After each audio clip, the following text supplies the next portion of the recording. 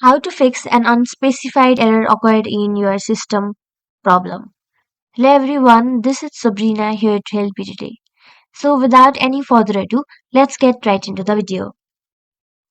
So on the screen are two commands that you will have to use in your terminal as an administrator. So I will show you how to do it. So first go to your start menu and then open your command prompt. After that, run it as your administrator. Now, first step is add this command here. Now, it will take some time for verification. After verification, the problem will be determined and will be shown.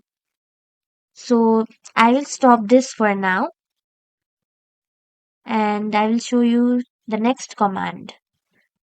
So, simply write up this command and your error will be detected. So, that's it. Thank you for watching this video. Make sure to like, share and subscribe to our YouTube channel. If you got any questions, comment them down and I'll catch you in the next one.